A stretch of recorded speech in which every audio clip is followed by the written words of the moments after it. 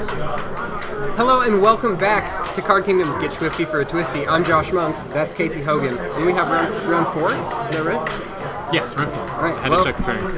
Yeah. You know what, we're bringing it to you live right now, we're heading down to the match. Dropping down real quick. So we got James Johnson on Dredge versus Sean Yu on Storm, and James Johnson starts with a Leyline of the Void in his play. Pretty common thing for this deck to do, run a 4 of Leyline. It gets lots of slots. So. Yeah, you've got some flex available there. You can have all kind of main deck hate against other stuff. This protects your James getting some dice set. Little does he know that we have them on the table. Yeah, he likes his dice, but we like our dice more. And of course, he also has a Bazaar of Baghdad there, which pretty common card for this deck. Basically, the reason why it works: draw 2, then discard 3. Yeah, so I have seen a friend play this deck, and he's like, "Man, I don't understand how this Dredge deck works. Like sometimes you get Bazaar and it's great, but other times it feels like a terrible Legacy version of Dredge." Not knowing that you have to mulligan to Bazaar when you play Dredge in this format. It's just not functional otherwise. Yeah, so James starts off his field with the Bazaar Baghdad. In Sean's end step, activates draw 2, discard, including a Golgari Thug. Then in the upkeep, in response, or before he draws, pops it again. He's about to draw a single card for turn, and that's going to get replaced by another Dredge of 4 cards here. Yeah, James, he's played this deck quite a bit. He borrows it from quite a bit of different people. A lot of people have this deck that play Vintage. Yeah. Most people, when they start playing Vintage, the way they start playing Vintage is borrowing this deck from someone. Because when you buy into this format, Dredge is the budget deck. It's only about $1,000 for 4 cards. To get the set of Bazaar, really integral to the components, but like the rest of it's like $15 cards. Yeah.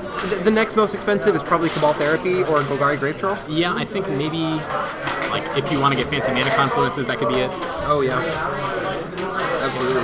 Yeah, so James plays a land for his turn, recurs one of his Bloodghasts, immediately sacrifices it to Cabal Therapy, getting 2 zombies from the bridge from below in his graveyard, and we'll see. Taking probably Dark Ritual. It's probably a fair guess. I really like naming Dark Ritual. Sometimes I name Yogg-Will, just because that's the most powerful card, even though it's only as a 1-of. If you ever hit Yogg-Will, I think you win the game on the spot. However, he does have a second one, so he's going to sack a zombie to flashback on Dark Petition. Correct. Looks like he's got a third one. He's going to, I think you just fire this off on the the Wheel of Fortune. Yes. You just leave Sean Yu with basically no way to get into his deck, and just force him to draw a card every turn while you are doing your Dredge thing, which is getting through your entire deck. Right. Yeah, he landed into 2 Icarids, so that's gonna start the clock off really fast. Leaving Sean with just a Mana Crypt, a Recall, and a Tendrils of Agony. He's got a lot of the component pieces. Or he doesn't have a lot. He has the exclamation point at the end of his deck sentence. But now needs to string together some words in order to make something happen. Yeah, and Sean's going to draw a Ponder, and he's going to fire that off right away. Yeah. Oh, it's going to get misstepped. Dredge also gets to run a full set of missteps. God. Call the police. This is too much. Yeah. The boogeyman is here in full force. Yeah, we talked about Dredge falling off in favor. But it's it's just still good. This is certainly the matchup that it is weak against. Yeah. Oh, he had 3 Icarids. But it definitely has options. So the cool thing about Icarid is it exiles on Resolution. So you put these 3 triggers on the stack. That's why he moved him forward to signify it. Yeah. But in response, he's going to go ahead and activate this Bazaar Baghdad. He's got 1 Narcomoeba trigger. I don't like that he actually pulled it completely out of his graveyard yet. It's technically in the graveyard, but I don't think Sean's going to care. There's a second one. Yeah, I think these players, long time frenemies perhaps. Yeah. The Giant Slayer and the Mickey Mouse. I don't have a clever way to talk about Sean. Yeah, I just call him Mickey Mouse. He's T-Swifty, maybe? T-Swifty. Oh, yeah, that's right. That is his speed. He loves himself some Taylor Swift. Yeah, so James goes from no creatures up to 5. Yeah. 3 of them are hasty. Yeah. He's got 11 points of power on the board here. Yeah, that's a lot. And he hasn't drawn for turn yet. Yes. And that's going to be another 6 cards that he's going to get into his graveyard. 1, 2, 3, 4, 5, 6. Another 12 power on the board. Pretty reasonable. About exactly how much you'd expect in this format. Yeah, 12 power. It's the roughly the size of a Blightsteel Colossus. Yeah, these guys could effectively deal lethal damage to a Blightsteel Colossus. Assign lethal damage. How's that sound? Yeah, the team could do it. We're going to see a flashback Cabal Therapy. I like sacking the Narcomoeba here because those Icarids are going to die anyways and make zombies, so you may as well turn those Narcomoebas into extra zombies. You know what? I can't actually see his dice. Most dice I can't see on camera. Those ones are very easy to see. Yeah. James gets the Tendrils of Agony out of Sean's deck, and with that Leyline in the void, that might be Sean's only way to win the game. It just might be. Checking. Yeah, Sean now without a way to win. Actual no way And to his kill deck. his opponent. Nice. Yeah. That's duress gonna get fired off. It's a creature, Sorry. not a selectable option. Get it next time. Dredge gonna do its game one thing and absolutely smash his opponent. Yeah. Leyline of the Void plus Misstep plus. It was what else do you get? honestly, I think it was the misstep. That was all it took. Yeah. Like, or maybe not all it took, but I think that was the final piece that really cemented Sean in that game. It looks like he's getting up to talk trash at us. Oh. No, it doesn't look like that's the case. I don't know where Sean went. He's standing up. Maybe he's asking a question to Jordan McQueen, our head judge. I think he was trying to strangle Charles Wong. Oh, defensible. Is Charles Wong here? Yeah. Oh, okay. He's heckling. Understandably so. Yes. We do have a heckler at the board. Perfect. Yes. We have 100 people in chat and one heckler. Thank goodness. That's the appropriate setup. I assume everyone in chat is heckling, but it only counts if you're in person. Looking at these sideboards, what kind of cards do we got to bring in? Oh, I'll look at Sean Hughes. You look at James Johnson. Yeah, James is pretty easy. He has 4 Barbarian Ring. So I love that. He likes killing Containment Priest. That's what that tells me. Containment Priest is a jerk. I've been seeing a lot of decks running Rending Volley, but it looks like James has elected to go with the Barbarian Ring instead. Barbarian Ring also can't be countered by spells since it's a land. And Can't get stifled. True, can't get stifled, but allows you to cast the Ingature. That's a full set he's got in the sideboard. as well. Absolutely. Ingature is a great card in this deck. Not only does it blow up all these pesky artifacts, but it also dies. Yeah, you get a bridge from below trigger. Replaces, spend a single mana, destroy an annoying artifact, replace it with a zombie. That's a good deal in my book. What I really like is just like Tanglewire and Smokestack, Evoke represents 2 triggered abilities. One is the Evoke trigger, and one is the when it comes into play do something trigger. Yeah. And get is destroy an artifact. So you can blow up a Lodestone Golem while you have 2 bridges, get zombies, and then have the destroy the artifact resolve after the sacrifice, and then get 2 zombies and then destroy the Lodestone Golem. And that does come up sometimes. Sean Yu, on the other hand, he's actually pretty light on the hate for Dredge. He's hoping that his deck selection is going to be the reason why he wins the matchup versus Dredge. He has 3 Ravenous Trap and 2 Sadistic Sacrament as his board. Sadistic Sacrament is I suppose is a fringe playable. I'm not going to call it fringe playable. That's fair. Okay. Sadistic It Sacrament. is a card that exists in the vintage format. We'll go there. Many cards exist. Sadistic Sacrament, for those of you following along at home, it's triple black. Search target players, maybe it's target opponent. Search a library for 3 cards and exile them, and that's it. But you can 7. kick it for an additional 7, and then you get 10 cards. Yeah, 10 cards. It's honestly not great. Yeah, it's powerful in the Storm Mirror. Yeah, it's 3 mana for 3 cards, or 10 mana for 10 cards, and honestly, that's not really the numbers that you want to hit. Yeah, Sean, you're going to start out with, of course, the turn 1 recall. pretty powerful. Anytime I play Dredge, my opponent starts out with a turn 1 recall, and then usually also plays turn 1 Time Walk. Rude, but fair, I think. Yeah, I understandably so. Yeah, I think if Bazaar Baghdad can be unrestricted, then they can have a recall or a time walk. Yeah, always both. Sean gonna blow his attack. Oh, Sean also has a Black Lotus. Oh, how would you believe it? Color my surprise, minimal. And so this hand from Dredge, it's got a Bazaar, so you keep it. Besides that, nothing really impressive. He does have a Golgari Grave Troll. Having access to both of those Cabal therapies right now, that's pretty cool. But he doesn't have the mana to cast it. Well, yes, that's true. But Sean gonna play a bunch of Dark Rituals. He's going up to 5 mana in his pool. Yeah, he's just gonna grab some dice, I think. He has these poker chips. I really like when people use these poker chips. Oh, It makes it they're fantastic. Oh, yes. very easy to tell what's going on. Yeah. Very hard to see those dice though, so it looks like he is going to use one of the tiny dice that we can't see, Yeah. and then one of the very big dice that we can see. Yeah, so he's got 2 colorless in his pool and 4 black behind it. He's casting this Demonic Tutor with a Thanks. 6 mana floating. He's going to go searching through his deck. You know, he's got Wheel and he's got Lotus. Lotus. What's he gonna grab with this Dark Writ?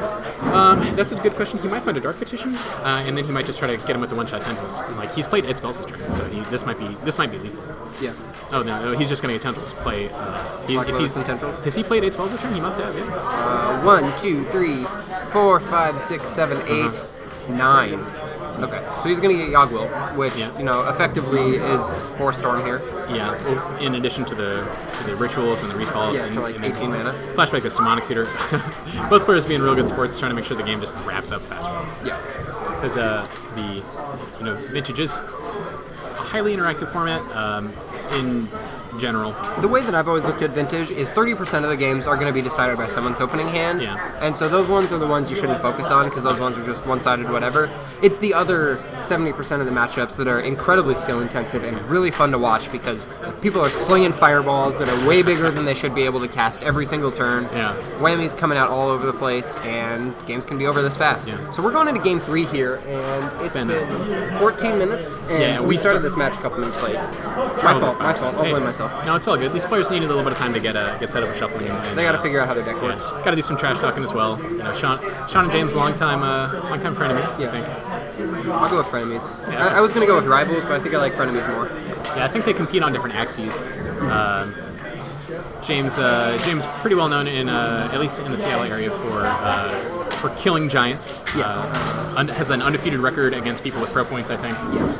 Was it Huey Jensen? I believe it was Huey Jensen. Yeah, the story is at an SCG, James Johnson loses round 1, sits against his opponent. This was right after Huey was on a huge rampage in the SCG circuit. I want to say it was 2 years ago, maybe it was 3 years ago. I lived here, so it couldn't have been more than 2. Okay.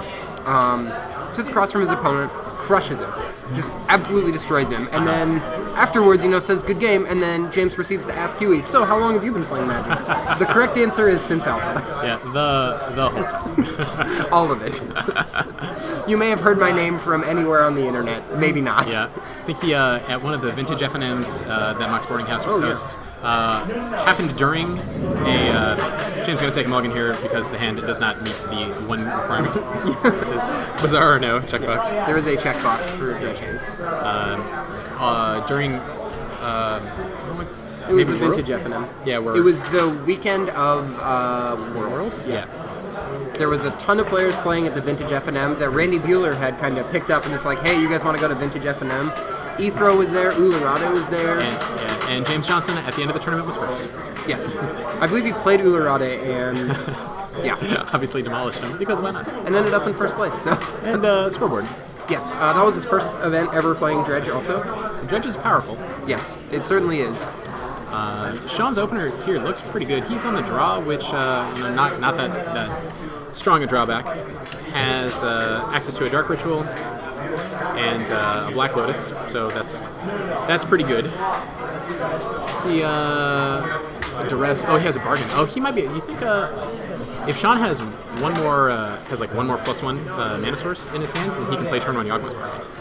Oh, that's spicy meatball. Yeah, I can see that Dark Petition that he's got, and I think he has Lotus, Dark Ritual, and some black source. I didn't see a Lotus. I thought I saw 2 lands, but one of those borders might have been an artifact. Yeah, difficult to say. Maybe he'll fan it out for us, be a team player. Looks Now- like the answer is no. Yeah, that's cool too, man. I'm not mad. Yeah. And there's a 5 that does not have a Bazaar, so Yeah. James is going to 4. James is playing Serum Powders. James is just going to double check, make sure that he did not accidentally board out those Bazaars that he was Yeah. looking for. Oh, found one. He's just going to encourage them, let them know that, we've got one more game to play. You can do this, guys. like- Put one on the bottom. Yeah, fair. Let's see, we'll see how his 4 turns out. So James Johnson playing the loading screen of Magic the Gathering right now. The only upside that Magic Online has over Paper Magic is that shuffling and tutoring takes seconds. It's- literal seconds. Yeah, it's very, very nice. So it looks like he's on 4 and going now down to 3. three, yeah. And this is the truth about Dredge. You have around a 95% chance, I believe, of seeing a Bazaar if you mulligan to 1 Right. at some point along the line. Yeah, and even just the 1-card hand that's just bizarre, it doesn't matter. You can just play off the top of your deck. When you get to draw, you get to draw 3 cards a turn if you have it in your hand. So it's Absolutely. No problem there.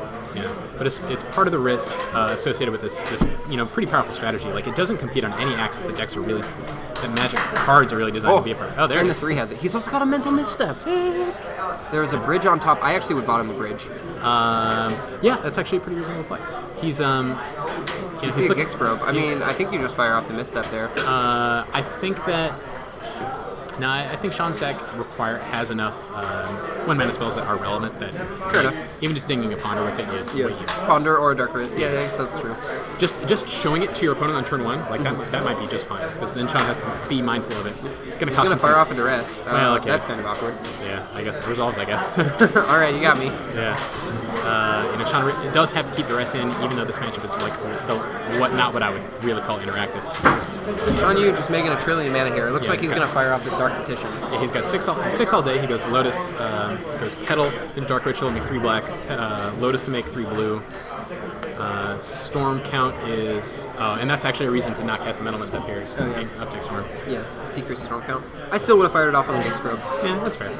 It might have been wrong, but I would have stopped Sean Yu from drawing a card. Yeah. Oh yeah, that's a good point.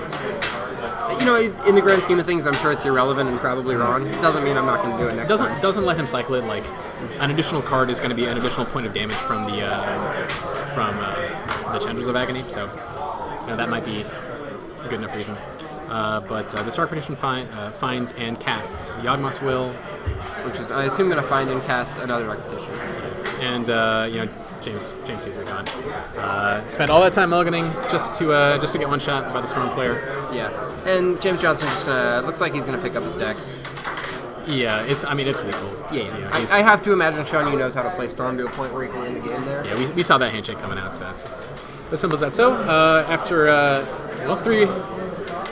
three fast-paced games, take about all in all maybe 3 minutes. More time shuffling than casting spells. More time mulliganing, I believe, than casting spells.